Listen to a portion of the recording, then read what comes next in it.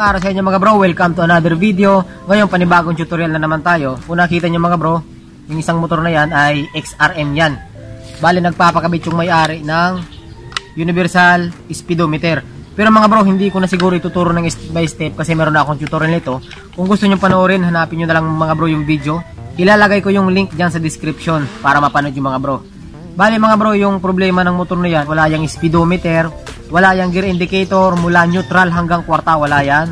High and low, beam, wala rin siya. Tapos yung ilaw ng display niya, wala rin. Pero ang ituturo ko lang sa inyo mga bro, ang i-share ko, kasi kagabi mayroong nag-comment na i-conversation kami. Yung sensor niya, yung gear indicator niya is hindi talaga gumagana, kaya yun lang ang itutroubleshoot natin. Bale ito mga bro, hindi ko na siguro ipapakita sa inyo na step by step yung pagkakabit nito, kasi mayroon na akong kinabit nito, halos parehas lang naman kasi mga bro. Halos parehas lang yung pagkakabit nito dun sa kinabitan ko na DL, kung nakikita na yung kulay puti na yon. So ayan, umpisa na tayo mga bro para maikli lang yung video natin. Syempre bago tayo mag-umpisa, hindi mawawala ang ating Bible verse mga bro. Ang Bible verse natin ngayon is nakasulat sa Filipos 4:6. Huwag kayong mga balisa sa anumang bagay, kundi sa pamamagitan ng panalangin at daing na may pagpapasalamat ay ipakilala ninyo ang inyong mga kahilingan sa Diyos. So ayan mga bro, napakagandang talata. Huwag tayong mabalisa sa anumang bagay, kung ano man ang mga bagay na ikinakabalisa natin. Sa pamamagitan ng panalangin at daing na may pagpapasalamat, ay ipakilala natin ang ating mga kahilingan sa Diyos. Yun ang sinasabi mga bro ng Biblia. So ayun mga bro, bago natin umpisahan, kung hindi ka pa nakasubscribe, subscribe ka na and hit the notification bell para po lagi kayong updated sa mga panibagong videos na i-upload natin.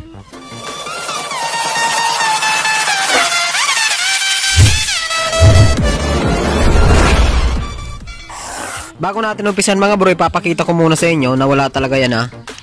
So yan yun natin. So yan mga bro, bukas na yan. Pero yung neutral walang gumagana. Yan, busina mayroon yan. Yan, busina mayroon. Tapos signal light. Okay yung signal light niya mga bro, di ba? Pero yung high and low beam wala na yan. Tapos walang mga ilaw yan mga bro. Walang mga ilaw yan. Tapos yung yung itong fuel gauge niya lagi na lang nandiyan sa kalahati. So yun ang ayusin natin mga bro, yung primera, segunda, neutral, kasi yun ang request nung nag-comment. Yan mga bro. Wala talaga oh. Kita nyo? Wala mga bro. So umpisahan na natin. Bali mga bro, ulitin ko, hindi ko na siguro ipapakita ng step by step yung pagkakabit ng digital speedometer. Kasi halos parehas lang naman yan nung ginawa natin na DL150, yung wirings nya. Tapos dito tayo mag-focus kung paano mag-troubleshoot ng sensor ng walang gear indicator. So ang gawin natin dyan mga bro, tanggalin muna natin yung mukha, kasi dun tayo mag-check kung saan ba yung problema nya. Baka kasi busted lang yung mga ilaw nung lahat, yung neutral tsaka singundak busted lang kaya walang ilaw. Pwede rin naman sa socket, pero para makita natin mga bro, tanggalin muna natin yung mukha nya.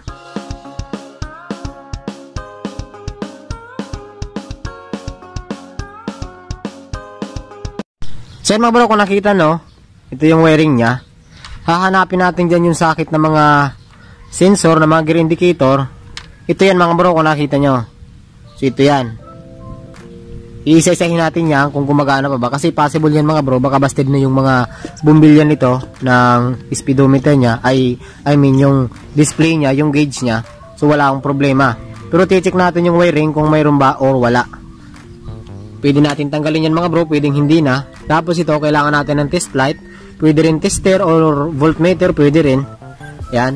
Itong ano mga bro, itong negative, idikit natin to sa positive, kasi sabi ko nga sa inyo, yung sensor ay yung mga gear indicator is negative polarity yan. Kaya ikakabit natin to sa positive ng battery. Kahit saan, pwede naman sa accessory wire or dun sa kulay pula ng ignition switch. So ikabit natin to sa positive. Tapos itusok natin to dito sa mga socket. Kailangan mga bro, iilaw yung test light natin. Pag hindi umilaw, may sira nga yan. Baka sa wiring, pwede rin kasi sa wiring eh. Wala. Yung pink, wala. Yung blue, wala. Red yellow, wala rin. Yung light blue with red, so wala rin. Yung violet, wala rin. So wala mga bro. Wala. So punta tayo dun sa may sensor mismo. Dun tayo mag-check. Hahanapin natin mga bro yung wire na ito. Kasi mga bro, ito yung wire o ito yung harness ng gear indicator natin or yung sensor natin. Hanapin natin yan. Ito yan. Tanggalin natin dito sa socket. Ito yan mga bro ha. Kita ba? So yan mga bro. So ito yung socket na yon. Dito tayo ngayon mag-check. Kahit tanggalin na natin yan. Dito tayo mag-check mga bro kung okay pa ba yung sensor nya. Yan. Ulit mga bro, kailangan natin ng test light. Yan. Mga bro, okay na yan. Kahit mga bro, wag nyo na palang i-on yung ignition switch, gagana yan kasi yung ating test light, so ito, nakatap siya sa positive ng battery. Kaya kahit hindi nyo na i-on yung motor, so ma-check na natin yan. So ulit, ikabit natin to sa positive. Yan, nakakabit na. Tapos, i-check natin yan. Kung may ilaw. Wala talaga. Yan o. Chinik natin yung 5, wala mga bro. Wala.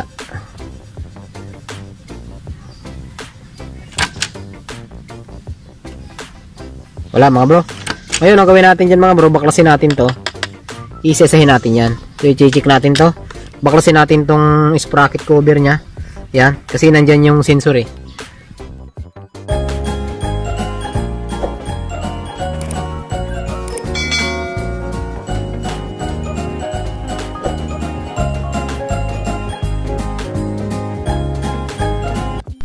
So yan mga bro, kung nakita nyo natanggal na natin, ito yan sinasabi ko sa inyo. Yan. So ito yung gear sensor mga bro. Ayan. So tatanggalin natin yan. Naka-on lang naman yan. Ayan. Tanggalin natin. Para ma-check natin mga bro.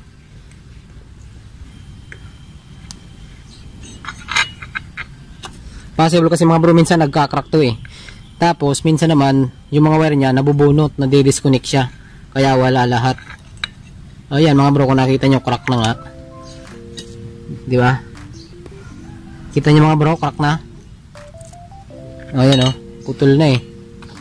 So ito yun mga bro. Tapos mga bro, sira yung ano nya, oil seal. Kaya may tumatagas na langis. Ayan o, gas-gas na eh. Kita nyo mga bro yung o-ring na yan o. Sira na rin. So ang gawin natin dyan mga bro, pabilihin natin yung may-ari. Ang problema, wala dito yung may-ari. Siguro i-chat ko na lang, bumili siya ng sensor. Pero mga bro, titestiran natin itong sensor niya kung gumagana pa. Bago natin mga bro pabilihin yung may-ari, tatry natin i-tester to. Pero sigurado bibili siya kasi putol siya eh. Kung nakita nyo mga bro, may kadugtong yan. Ayan o. Wait, kukunin ko lang para makita nyo. So ito yun mga bro, yung kadugtong niya o. So nag-crack na talaga. Ayan o, naputol niya. Pati nandito, naputol na rin. Kaya obligado bibili siya. Pero itatry pa rin natin mga bro kung ipa yung continuity niya. Kailangan natin ng tester dyan. Ito. Yan. Sit lang natin mga bro sa continuity. Kung wala naman kayong buzzer. Sa akin kasi meron yung buzzer mga bro eh. Ayan o. Diba? Pag nagdidikit yan, natunog ang tester ko. So try natin mga bro. Isa-isahin natin to kung okay pa. Unahin natin yung green. May stripe na red. Yun. Okay pa. Madumi lang to mga bro. Minsan mga bro, kung meron kayong silang gear indicator, yung mga sensor na yan, ayan, madumi lang yan. Linisan nyo lang yan.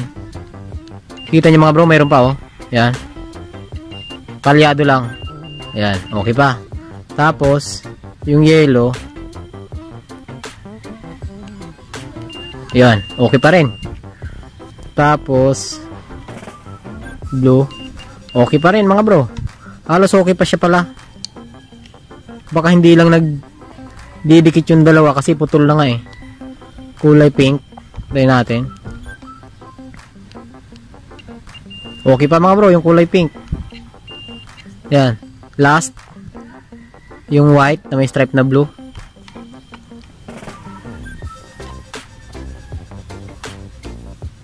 Okay pa mga bro. So kita nyo mga bro, lahat pa siya gumagana pero putol na kasi kaya papabilihin natin.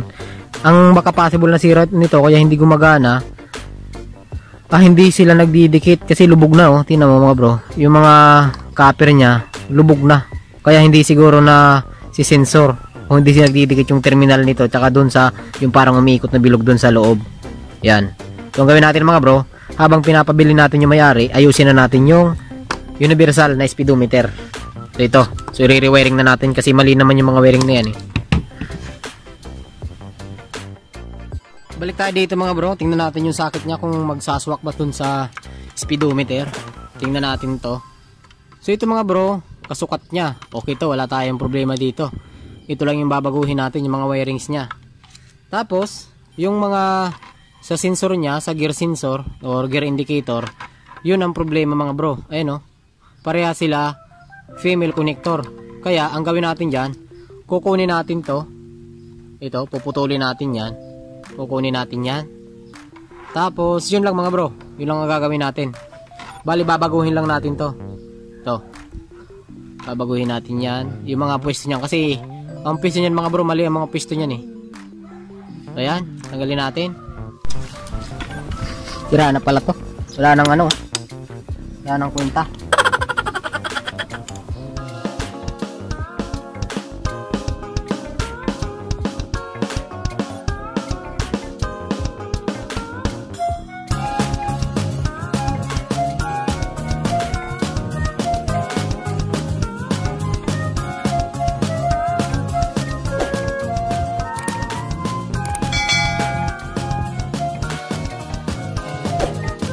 So naman bro, try nga natin to kung gumagana pa.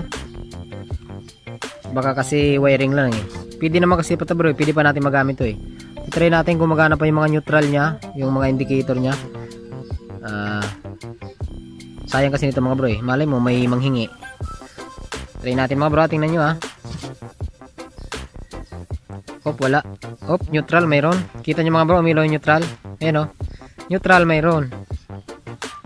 Primera, wala. Segunda, wala rin. Tercera, wala rin. Kwarta, wala rin mga bro.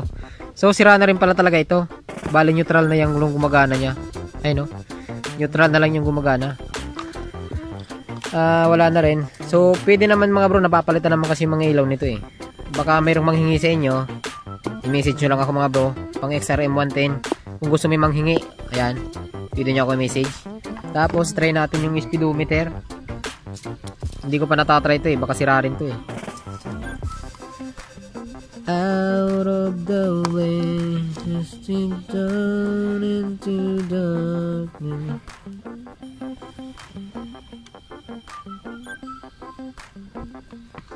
O yan, gumagana. Okay.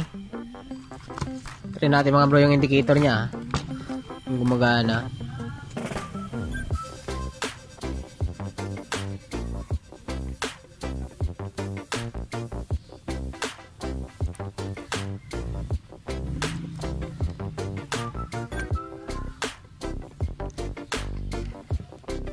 So yan mga bro.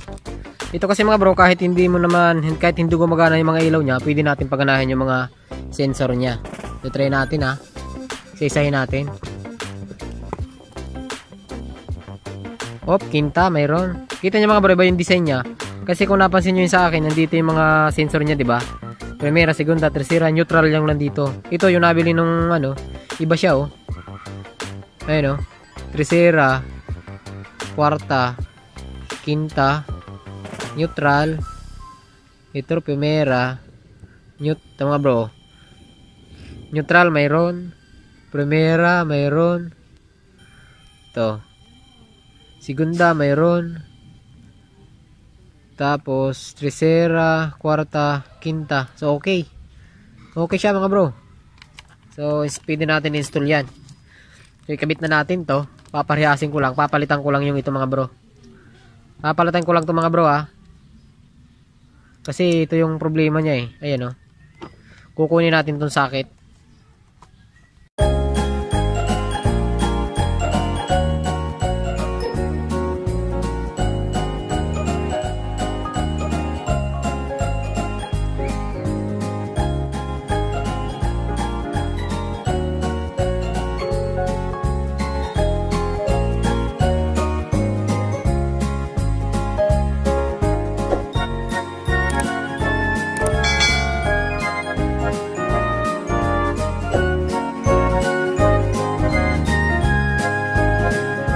So yun mga bro, kung nakikita nyo, ito yung sira, diba?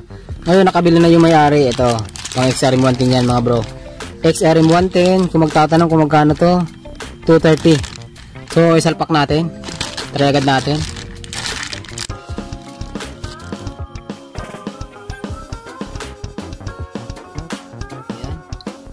So try natin mga bro, nakalagay na yan ha. Kahit wag na natin on yung motor, kahit wag na natin on, itatry natin. Neutral ang neutral dito ay kulay green syempre. Try natin. So yun mga bro, kung nakita nyo mayroon ng ilaw yung neutral na. So try muna natin mga bro, isalpak to. I-actual natin dun sa dulo. Kasi gumana naman siya eh. Ayan. Ayan. Total nakabit ko na din naman yung speedometer. Ayan. Pero hindi ko pa lang naipipix mga bro, hindi ko na pinakita sa inyo mga diskarte. Pero kung gusto niyo panoorin mga bro, meron akong tutorial niyan, hanapin niyo na lang. So yun mga bro, kung nakita niyo nasalpak na natin, tatry natin dito sa mismong speedometer niya kung ano ba yung naging resulta. Siyo natin. Kung nakita niyo mga bro, umilaw agad yung primera niya. So naka-primera siya, no. Try natin yung neutral. Nako, mali yung mga connection. Ang gawin natin dyan mga bro, itester muna natin, isa-isahin natin kasi hindi tugma eh. Hindi magkaparehas.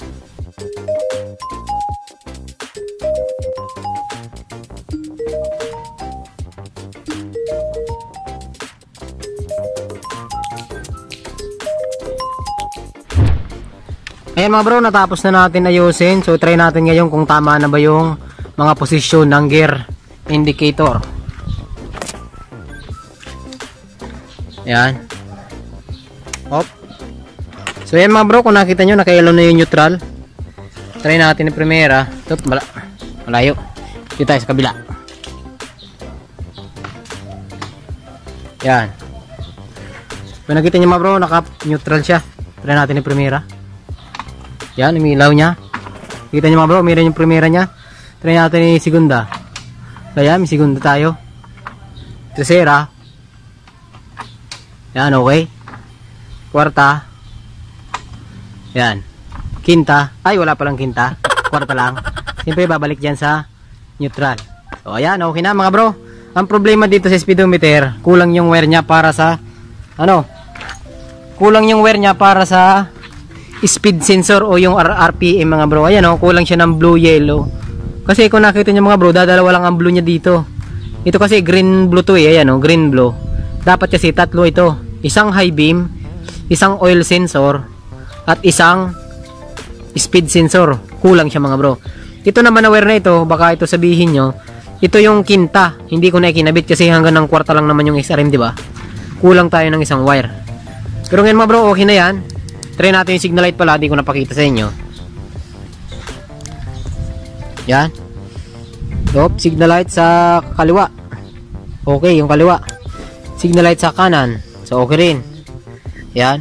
Tapos, high beam. Yan. Okay na yung high beam. Ang wala lang mga bro, yung speed sensor. Hindi natin mapapagana yung RPM niya. Kasi kulang eh. Ibalik na natin mga bro yung cover ng sprocket niya. Kasi okay na.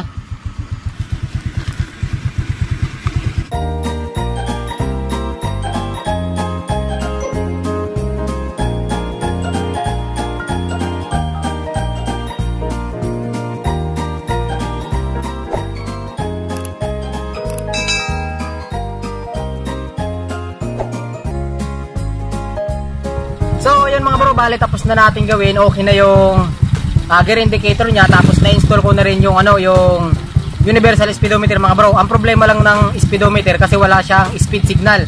Ibig sabihin, hindi natin mapapagana yung RPM gauge kasi mismo yung speedometer wala talaga siyang nakabang na wire. Doon sa manual niya mga bro, meron siyang nakapangalan o meron siyang color na blue, yellow. Pero pagdating doon sa actual na speedometer, dadalawa lang ang blue niya. Isang oil or para sa fuel, tsaka isa para sa high beam. Kulang tayo ng isang wire. So itatry natin mga bro. Testingan natin kung gumagana ba yung ginawa natin. So ito na yan mga bro. Bale ipapakita ko sa inyo mga ginawa natin. Bale dito ko rin kinabit yung magnet nya. Ayan. Tapos yung receiver nya dito natin nilagay. Kasi walang magandang pagkakabitan eh. Yan. Tapos ito na siya mga bro. Tinakpan ko na rin yung mukha nya. Yan. Tapos ito na siya mga bro. Kita nyo naka-neutral. Try mo ang primera. Ay signal light, signal light. Okay yung signal light, kaliwa. Kanan, okay rin. High beam. Ayan, okay mga bro. Kita nyo kulay blue. Tapos primera. Segunda. Tercera. Kwarta. Neutral. Ngayon mga bro, itatry natin yung kung itry mo yung revolution. Kita nyo mga bro, hindi tumatakbo yung ano niya, yung RPM kasi wala siyang pinanggabitan. Itatry natin yan mga bro yung speedometer kung accurate or gumagana. So tara, try natin.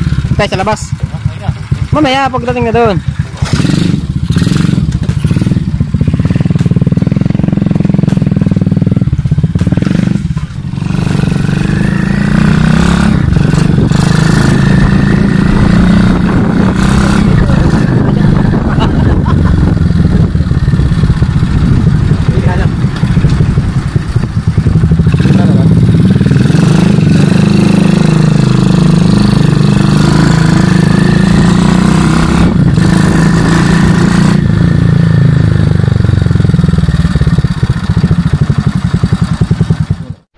So yun mga bro, kung nakita nyo, ganun lang po yung pag-i-install at pag-aayos ng gear indicator. Nagpalit tayo ng bago kasi crack na nga. So yun mga bro, hanggang dito lang tayo. Sana nakatulong sa inyo. Ride safe and God bless.